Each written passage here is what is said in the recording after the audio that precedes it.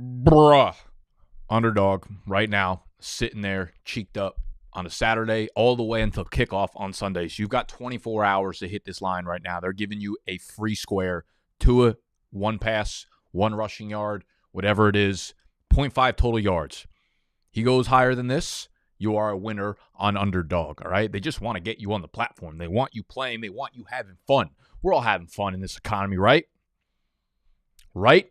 Tua, 0.5 total yards. You get on there and you use our code, BDGE, and it will double whatever you put down. So if you throw down $10, use our code BDGE, you will now have $20 to play with. 20. And then you can throw it all into it. And then you win. We'll throw some Underdog slips later on in this video, but for right now, this is Q and Assault Saturday. Okay, what the hell is this? It is Q and Assault Saturday, where any of the Big Dog members, bdge.co, that is where you become a Big Dog member, get access to this private live stream where you guys can assault me with any of your sit-start questions for the week. Let's throw up the comment section here like a baby on a bib. Where are you, comments? There you are. How we doing? We just have two women fucking yelling back and forth at each other. How we doing? How you doing? Nick late per usual. I was like fucking 30 seconds late. I'm never late. It's the other guys in the office that are late. Anytime they stream, they show up late. If I'm in the house, if I'm in the office, if I'm in the stew does not get extra marination. Hello. What do you mean you love her? Well, not me. You're what up? Look at this new sticker I just put on the back of my phone. I don't use stickers on really anything, my laptop, my phone, but this shit was spicy. Check it. How we doing? It's warm in here. Let me turn the fan on real quick. I'll be back.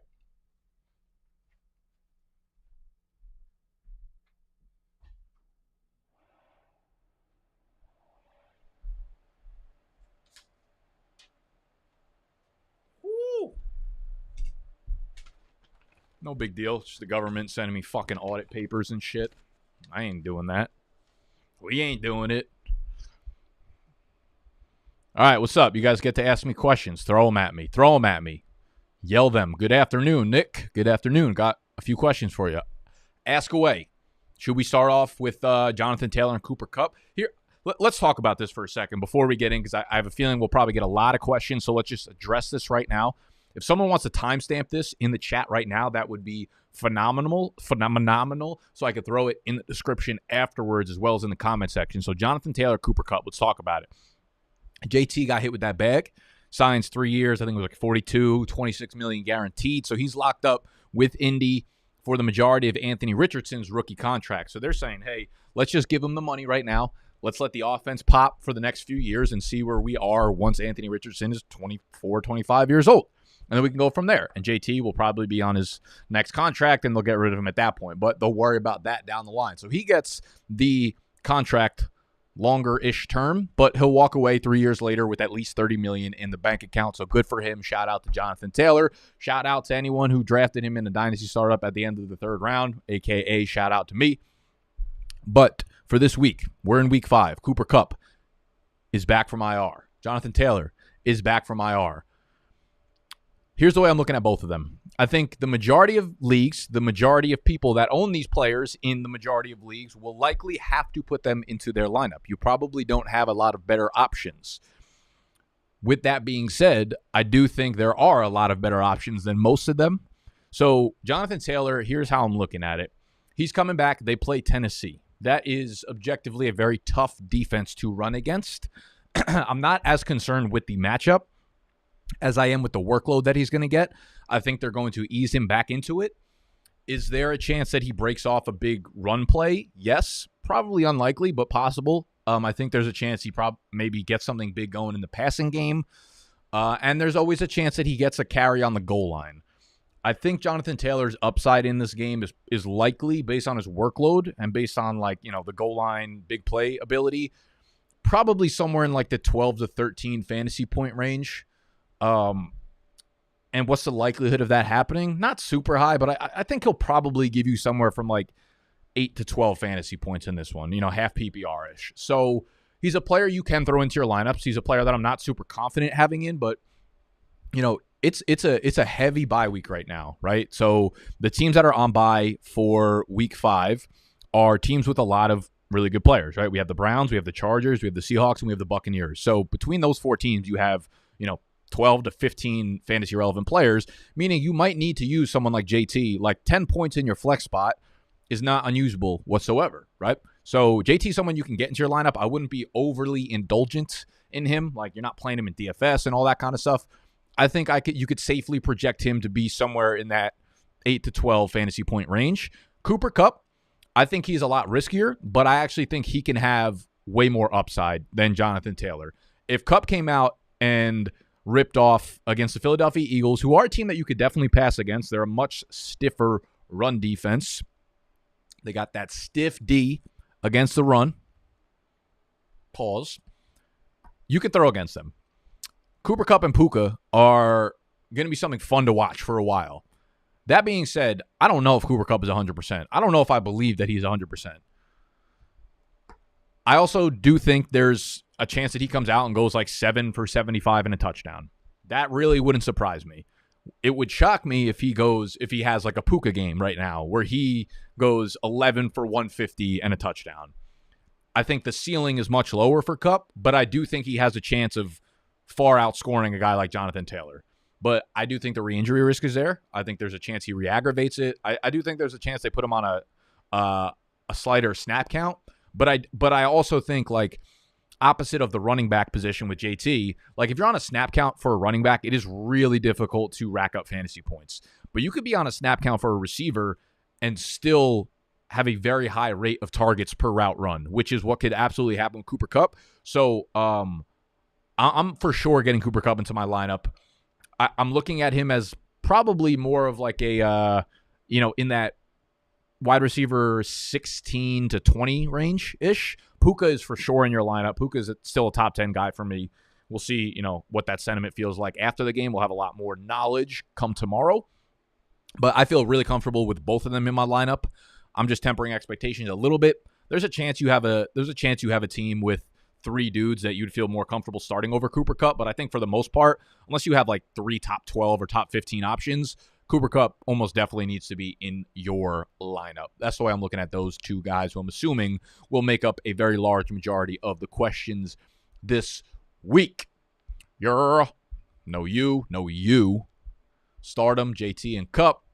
I got Kupp, I got Diggs, I got Olave, I got Ridley, and I got Flowers. Trying to package a trade deal for one of these guys with a trash running back like Herbert and Akers. Any buy low trade targets? Great question. Trade target questions are a little bit more difficult just off the top of my head because I don't have like a list of all the players right now.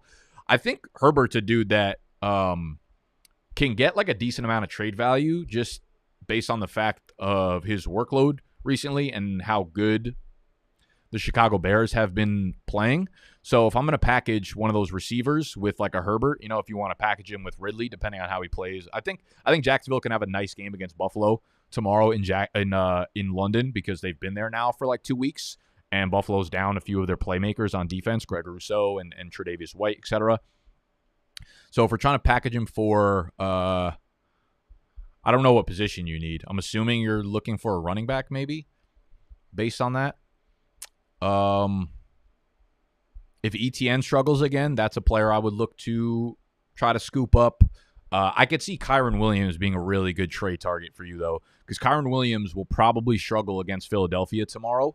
It's a little bit tough to go with like buy low targets right now because we have the games being played tomorrow. So if you're trying to pull something off in the next 24 hours, if you're trying to get shiesty with the heisties,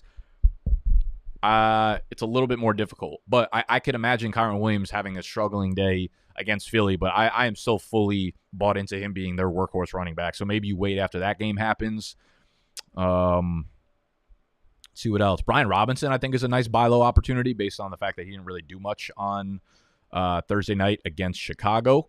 But they get Atlanta, they get the Giants. They have some good matchups coming up. So I like who the fuck did I just say? Brian Robinson there is a buy low guy. Who else? Yeah, I'm assuming you mean running back, so we'll just kind of stick to that for now. John Goat. 4-point passing touchdown, we have Cousins or Jared Goff. Okay, so we have the Minnesota Vikings and Cousins going against... Who the hell they play? Oh, they're playing against the Steelers. I mean, the Steelers can definitely get the work.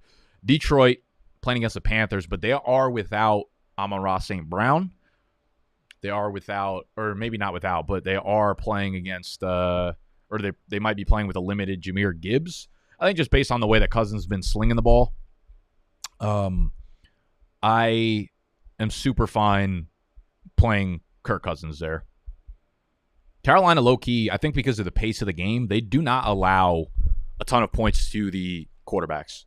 The Steelers are currently allowing the 13th most fantasy points to the QB, while the Panthers are actually allowing the 4th least. So it's Buffalo, Dallas, Baltimore, and then Carolina in terms of fantasy points allowed to opposing quarterbacks, plus their down players. So I'm going to go with Kirk there for show. Herbert is on a bye this week. Need to stream Love or Dobbs, 6-point passing touchdown.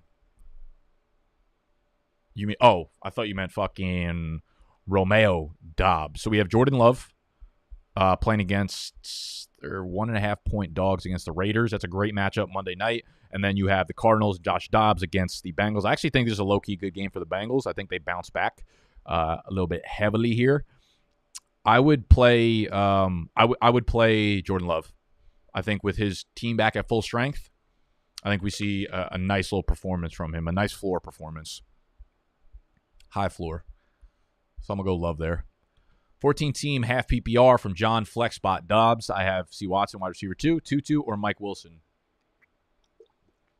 Also, how much do you think Kupp affects Tutu's role, Russ? Yeah, I mean, I think the biggest loser in Kupp coming back is for sure Tutu, where he was like the beneficiary of getting a lot of targets. Now it'll probably be, 48 to 50% of the targets going to Kupp and Puka, just those two by themselves. So I think Tutu takes a hit. I'm not ready to start Mike Wilson in like an every week capacity, especially not over Dobbs. So I'm going to go Dobbs there. Yeah. Pick 2 in a PPR league. We have Ridley, Olave, or Nico Collins. Ooh, that's a really tough but good question. We have the Saints against the Pats, who the Pats are like, you kind of get nervous about playing them just because they kind of drag you through the mud as a defense, and they don't allow a ton of points. But they've been super average against fantasy wide receivers this year, and they're obviously without Christian Gonzalez, who is their, one for the most part. Buffalo, on the other hand, has been great against wide receivers, but they are also without Trey White. So I would actually go back to Ridley and Olave. As amazing as Nico Collins has been, and as amazing as the Houston offense has been, the Atlanta Falcons are actually playing really, really well against opposing wide receivers, especially the wide receiver ones, because we have a dude by the name of A.J. Terrell who shuts down opposing wide receiver ones on the outside. We have let up big games to slot wide receivers like Christian Kirk, Amon-Ra St. Brown, but if they're primarily outside receivers, A.J. Terrell shuts that shit down. So I'm going to sit Nico Collins here. JT, Pierce, or Tank, half PPR. That's a good-ass question. Let me check out our rankings. Our rankings are all available on bdge.co. It's the only place to get them. If you are a member, you get our weekly rankings. You will get our waiver wire rankings, which pop up every Tuesday at noon. Gives you fab suggestions, whether or not you'd spend the number one waiver wire on it. You get access to this Q and Assault, so you can actually watch and ask in real time rather than afterwards. And then you get access to the private Discord channel, which me and JMO are trying to hold down, depending on the volume of questions that y'all ask. So we have Jonathan Taylor again. I kind of ripped off a little spiel on it. I'm not over the moon about Jonathan Taylor. Dameon Pierce, also not great because the Falcons' run defense has actually been surprisingly very, very good as well. We are allowing the second fewest fantasy points to opposing running backs on the entire season. We have not allowed a rushing touchdown or a receiving touchdown to an opposing running back. We are behind only Dallas, right? You think about the elite run defenses in the league. Dallas is number 1 in terms of fantasy points allowed to running backs. Tennessee is number 3, right? We always think about Tennessee. Philadelphia is number 4. Cleveland, Detroit, 5 and 6. Falcons are number 2 there. And they've actually had 30 more carries against them than Dallas has had. So that should tell you kind of just how good they've been against opposing running backs. On the flip side, again, what I just said about Tank, or what I said about Nico Collins, I kind of like Tank Dell to get his get back. I think it's a get right game for him. Well, he'll operate in the slot a little bit. He won't have to go against A.J. Terrell. Stroud will be looking for him. So I actually would probably roll with Tank there, Jacob. Let's before we answer any more questions, I actually want to jump into some weather. This is another resource that I think all you guys should be looking at consistently. What are we doing over here? Boy, oh boy. So this resource on Roto Grinders, which is available for everybody, and it is free. You could see the URL up there, rotogrinders.com/weather/NFL, will kind of get you in the know with anything you need to know weather-wise, which will start to become more and more important as we get into the winter months here. Chicago, Washington was nice. There's no problem. In London, should be fine.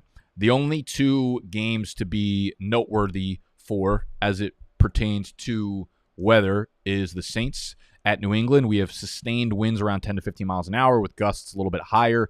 That could affect the deep ball a little bit. Anything in yellow is should be noted, but not a huge concern. They will have games where they're either orange or red, and that's when you think weather probably starts to actually affect the matchups and the games that you're playing in.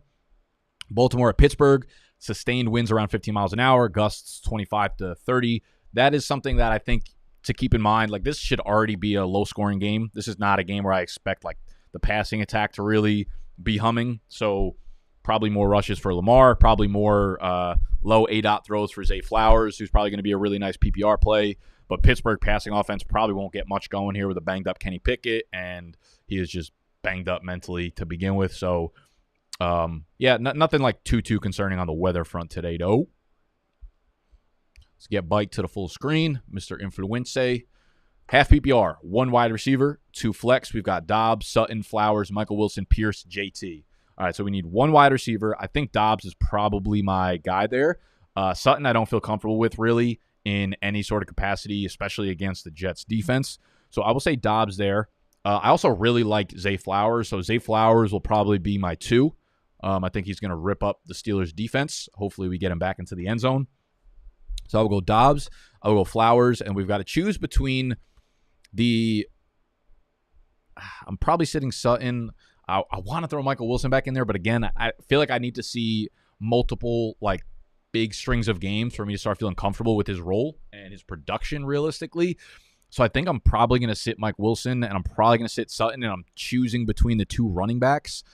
I think I feel more comfortable with Dameon Pierce's role despite him playing against the Atlanta Falcons D that I just talked about a little bit.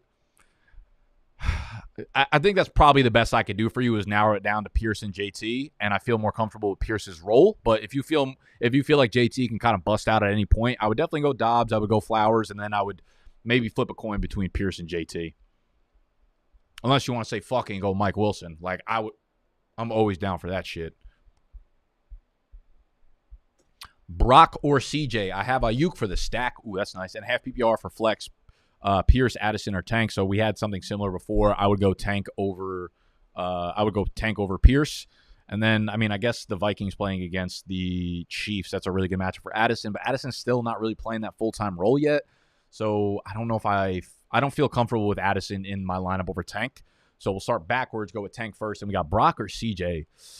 Brock against the Cowboys. I think this is probably a sneaky under game,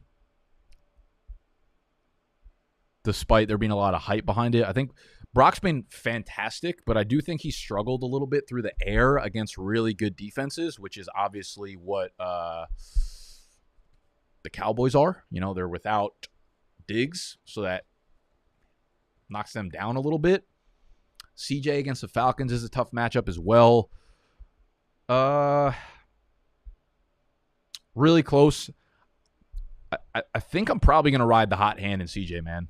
We don't really get a lot of pressure on the QBs, so I feel like Stroud will be able to throw dimes everywhere. I love Ayuk, though. I think he has a game, but I'm not sure on Brock altogether by himself.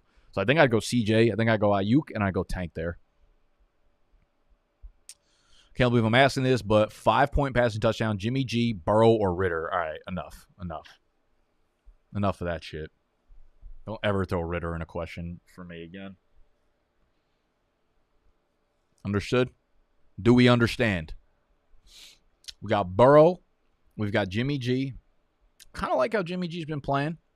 It's a good matchup against Green Bay for the most part. Green Bay, they're kind of middle of the pack. Maybe a little bit better than middle of the pack. But I like how this offense is kind of moving now. Josh Jacobs is getting back to speed. Devontae Adams, Jacoby Myers are both playing really well. We know Joe Burrow is a little bit banged up. That being said, though, I think the narrative with Joey B and the Bengals has gone too far. I think this is a get-right game for Joey. I think the narrative, the podcast theory where everyone just says the same thing over and over again, means it's almost guaranteed to go in the other way. Fuck it. We're going Burrow here as get-right game.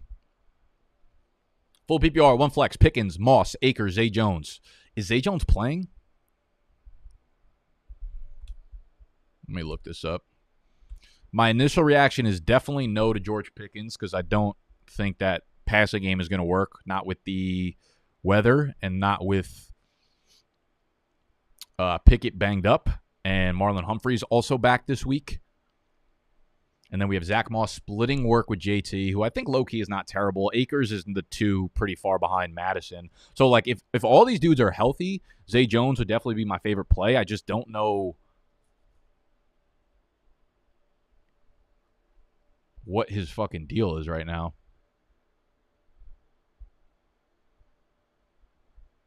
Let's see.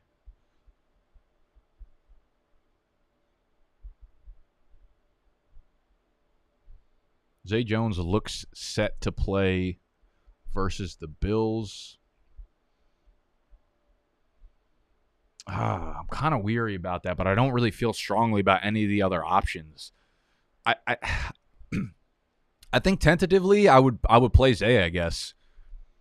I would play Zay, but I would keep an eye on reports. If there are reports that come out like before the game, like they expect him to be on a snap count or something, then I would probably sub Pickens in over Zay Jones. Full PPR, Waller or Laporta. I think at this point you just got to keep ripping Laporta. Christian Watson update, limited practice Friday. Yeah, so basically the way limited works is, I don't know how familiar you guys are with like the injury report. Limited means if you're a full participant, you were able to do 100% of the things that the coach or the staff asked you to do in practice. That could just be a walkthrough. Limited means you were able to do anywhere from 1% of things all the way up to 99% of things. It could mean you were doing 98% of things and then they asked you to sit out of this one thing because they were like, we don't want you doing these cuts just in case you tweak some shit. So limited is a very wide range of options for these players. I think Christian Watson will be between 80 and 90% of full health, and I'm pretty fine getting him into my lineup right now. Full PPR, flex start 1, Aaron Jones, Christian Watson, Ramondre Stevenson. I will go with Aaron Jones there. Cousins is playing KC this week, by the way, so still start over Goff. Yeah, I mean, for me, that's good. I like that. More pass attempts. Cousins, I feel like he almost never plays efficiently, but anytime he needs to put up points, he fucking puts up volume. So, flex half PPR, Tutu, Stevenson, or Jaleel McLaughlin. Yo, so I don't even know if it's McLaughlin or McLaughlin. I've heard both. I'm actually super weirdly high on Jaleel. I think he actually has a really nice game. So I don't feel great about Ramondre playing against the Saints. He's looked terrible. Tutu with Cooper Kupp returning, I don't feel great about. I'm going to roll Jaleel there. Win now, dynasty team, half-point PPR. Would you go get Aaron Jones? Do you think he has 2 more years left? If 2 more years, you mean this year and next year? Yeah, I think you'll get some decent value out of him the next 2 years. I wouldn't give up a first for him, but if you can get him for a second, which I don't think anyone's really trying to do that. He's one of those players that's on the the fringe borderline, where a lot of players are. I think a lot of dynasty players in general kind of just fall into that zone of I'm not going to trade him away for a second, but no one's going to give me a first for him kind of thing, So I think Aaron Jones is for sure a target that you can go after, and I think he'll be a playmaker for them through the end of next season, yeah.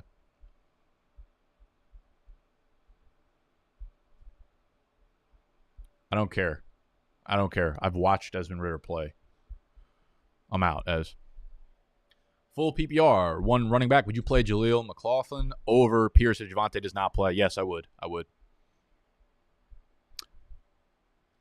Half PPR, start two. Ridley, Flowers, Kupp. Woo! I'd go Ridley and Kupp there. Like I said, I think Kupp's like a top 15 guy for me. Top 15, 16, 17 guy for me-ish. And Flowers, like, I know on paper the matchup looks really great, but realistically, Flowers, while he's been like the one there and he's getting a lot of targets, I think he's gone over 10 fantasy points like one time. It was week 1. So we all got that like really, really nice taste in our mouths of what Zay Flowers is going to be, but he really hasn't done it. So I go Ridley and Kupp there. I need help with my NYC lineup. Oh, you think? You think? I have 2 quarterbacks. It's a super flex league, and they're both on fucking bye. I have to start Rashid Shaheed in my super flex spot, and I don't even have a quarterback to put in. You need help in the NYC league. I need help. I'm going to need to see a fucking therapist because of that goddamn league. I have 5 players projected around 11 to 12 points, and I still don't feel good about Tannehill. Not sure who has the best matchups. If you can't pull it up, I can send the players. Yeah, Anna, come on now. You think I'm going into the league every single time you ask these questions? Players. We need logistics. I need tangible things that I can throw up on the screen. Grow up. Count Chocula. Flex half PPR. Waddle or Kyron Williams. My other wide receivers are A.J. Brown and Ridley, or sit Ridley. And I'm going to answer these one at a time. Okay, so you're definitely starting A.J. Brown, of course. Wait. This is confusing as fuck. Flex half PPR. Waddle or Kyron Williams. Okay, so I think the way you should have worded this question, or at least the way I'm understanding it, is like wide receiver 2, or yeah, I need 1 wide receiver and I need 1 flex between Waddle, Ridley, Kyron. I actually, as bad as this might end up looking, I think I would sit Kyron Williams against the Eagles' run defense. They are a very good run defense. They are a very good front 7. Waddle's get-right game is coming anytime soon, and I don't want to be the one sitting on it when it happens. And they play the Giants, so that's fantastic. I think the question for me would be, do I start Ridley or Kyron Williams? And I think this might be one of those where it's like your brain should tell you Kyron, but my heart still kind of tells me Calvin Ridley, even though he's looked funky the last couple weeks, and Kyron, on the other hand, has looked great. So I would start A.J. Brown and Jalen Waddle together. And then I would try to decipher whether or not you like Kyron or Calvin Ridley more. But when we look at what the Eagles' defense has done, again, they have allowed the 4th fewest fantasy points to running backs. They don't allow a lot of touchdowns. They don't allow a lot of receptions. They've allowed the 2nd fewest receptions, or am I fucking up right here? Oh, no, I lied. Okay, they have allowed the 2nd fewest yards per carry to opposing running backs. They're allowing 2.9 yards per carry versus Kyron Williams, who's not an efficient running back to begin with. So I think he's going to struggle on the ground. Does he get it done through the air? Does he get it done on the goal line or something? Kind of remains to be seen, but I kind of imagine they go to a passing attack where it's like Kupp and Puka. So I think ultimately I might sit Kyron for Ridley. Full PPR, Flex, Pacheco, James Cook, Nico, after what you just said about the ATL defense. Okay. Interesting question. Let me check matchies again. We got Pacheco against the Vikings. Pacheco's been red hot. We have James Cook against the Jags. The Jags have low-key been pretty good against defense. Pretty good against running backs, I think. Or am I just lying? No, they've been pretty good. They have allowed... They're tied for the 6th most receptions to running backs, which is obviously a big part of James Cook's game. James Cook's been really, really solid. Nico, again, I think he's going to have a tough game against Atlanta with A.J. Terrell. But in full PPR, I don't really feel great about Isaiah Pacheco just because he's a fucking beast on the ground, but he's not really getting targeted like that. It is a really good matchup, though. He did have a pretty big game on the ground. I think I actually would ride the hot hand in Pacheco. I think he's going to stay super involved. So I'm going to go Pacheco there, Dakota. Any update on Barkley? So I haven't seen an update right now. What I'm still very concerned that if he plays, he's still at like 70%. So I would not be expecting a big game out of Barkley, regardless of him playing or not. If you have alternative options, I would go there. Tier PPR for a flex: Fergie, London, or Saquon if he suits up. That might be where I draw the line. But the Cowboys do play the 49ers, so that's going to be a tough matchup, like for anybody involved there. They're just a sound defense. Their linebackers are fantastic in coverage. They are allowing the single lowest catch rate to tight ends on the year. 48.6% of targets the tight ends get caught, which is the lowest by far. They are allowing the 5th lowest yards per reception. So I don't really want anything to do with Fergie there. London obviously is on Atlanta. When did the Giants play? Man, as gross as it is, I think I'd play London here as full PPR. I think I'd play London. DJ Chark or Josh Reynolds? Ooh, definitely Rennie. Definitely Rennie with Amon-Ra doubtful. Jacoby Myers or Pickens? Jacoby. We love Jacoby. Half PPR, 1 wide receiver: Christian Watson, Romeo Doubs, Tank Dell. Oof. So that kind of feels like an impossible question to answer. I'm going to be honest with you. They're all kind of like in the same tier for me. Dobbs has been fire, but Watson should be healthier playing against the Raiders, who do allow quite a few points to opposing wide receivers. And then Tank Dell, who I really, really like, because, again, A.J. Terrell should be on Nico Collins. Fuck it. Let's roll Christian Watson here. Okay. Kittle, Fergie, C. Watt, Miles Sanders, Jacoby Myers, Tannehill. Need to fill tight end, flex, and super flex. Okay, so we're not going to get cute here. We're going to put Tannehill into the super flex because the Colts secondary is not good. We need to fill a tight end and a flex.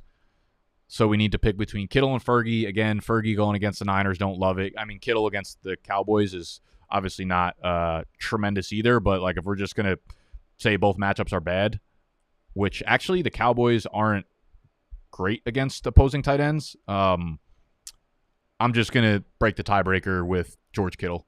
And I think Debo's been kind of used as like a what the fuck's the word I'm looking for? A distraction, like a when they just like they're just on the field but they're not actually doing anything. Why can't I think of this word? What word am I looking for right now? A decoy. Debo the decoy. They've kind of been using him like that for some reason. So I'm going to take Kittle as the tight end. We'll take Tannehill as a super flex. And then you're deciding between Watson, Miles Sanders, and Jacoby. I'm not playing Miles Sanders. No way. Detroit's run defense is really good, and I don't think he's 100%. Chuba's taking way too much work for me to believe that. Watson, Jacoby. I think the smart play is probably Jacoby, but if you need upside in your matchup, then I would probably go Watson there.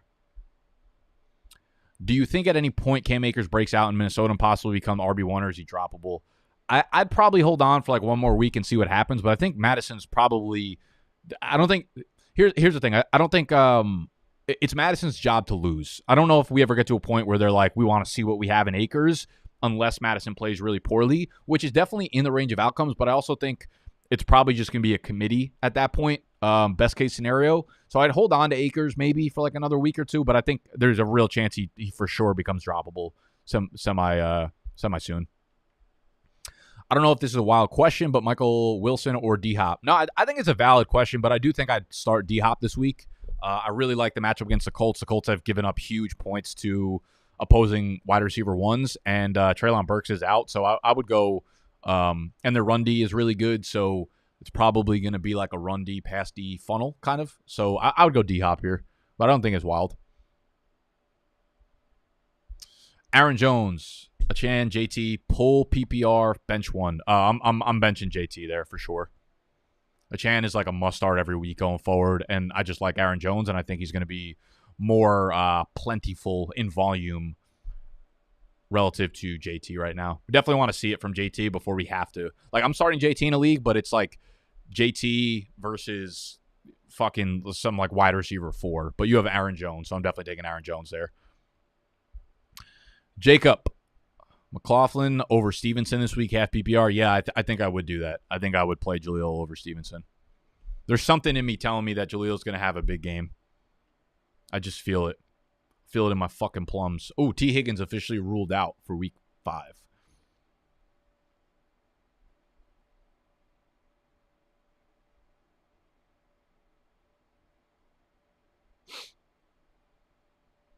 Yeah.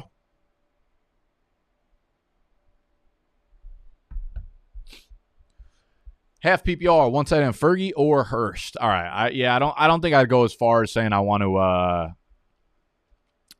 play Hayden Hurst. Although Detroit has low key given up a lot of points to the opposing tight end. I think it's like they've given up the 3rd most points to the opposing tight end while only giving up 1 touchdown, which means the peripherals are big time. So I guess it does make a little sense to look at Hayden Hurst, but I feel like after week 1, and they're without Brian Branch too, so it could make a little bit more sense.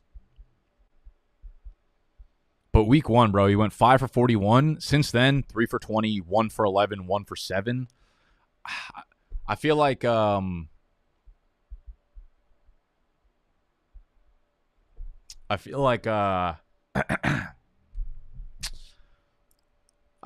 don't know. I feel like you're rolling the dice a little bit too much there. Like, you could get cute and you could hit on like one of his 3 good games this year, but I'd probably rather just Fergie there. Totally forgot about this today. Have you covered your thoughts on JT this week, rest of the season? So I did. It was like one of the first things I talked about. I'm going to timestamp it right after this. So if you want to run back here afterwards, I'm hesitant on him this week. I think within like 2 or 3 weeks, so he'll be a must start in your lineup every week. Do you play any IDP, Nick? No, I do not play any individual defensive personas. I'm down bad. Yeah, welcome to the fucking club. In one league at running back this week, Akers, Spears, or potentially Keaton Mitchell if he's active full PPR. Yeah, I think it's kind of impossible to trust Keaton Mitchell. Akers, same. I think I'd actually probably go Tajay Spears there. I'm starting JT. I'm wondering if I should start Gus Edwards instead of JT. He's on a snap count. Valid question. Pittsburgh run D is terrible. Gus is getting a decent amount of work. I don't blame you. I think they're in the same tier. I think that's just a decision that you should make there. Honestly, think they might end up with the same workload, same chance of scoring a goal line touchdown. Both have mobile quarterbacks that could probably take goal line work away from them. So I don't know. I think their outlook for this week is almost identical. In Dynasty, would you let Achane ride the taxi a bit longer with Henry and Etienne as running backs or start him? Oof. You can't get him into your lineup? He's like a top 10 running back for me right now. What about flex or something? I mean, you're going to have to take him out of your taxi squad eventually with bye weeks and shit. Saints D or Steelers D? Saints D. Got Mixon in the flex. Oh, see, I would start Achane over Mixon. Gus Edwards on waivers. Drop Akers for him. Yeah, I mean, if you need someone right now, like I'm way more comfortable starting Gus in my lineup. So if you need like spot to fill your flex spots, like if you need a starter this week, I would definitely go Gus or Justice Hill. Nah, Gus over Hill for sure. Okay. Hooky. All right, y'all. Looks like the questions kind of came down to a halt. So I'm going to get lunch because I have not eaten yet today. But thank you guys for hanging out with me on this Q and Assault Saturday. We do these every single Saturday. So make sure you go sign up on bdg.co to become a member. You get our weekly rankings. You get our waiver wire rankings. You get access to these Q and Assaults. You get access to the Discord channel that is private. And we will be continuing to build out the membership. How do you feel about Fields moving forward? I feel good. I think he'll play really well in good matchups. I still hesitate to think he's going to do well in tough matchups. So we'll have to wait for that to happen. But I think probably like a bottom line QB1 for the time being. Goodbye, Queen. I love you guys. Make sure you sign up for Underdog. Code BDGE will get you that free square. We out.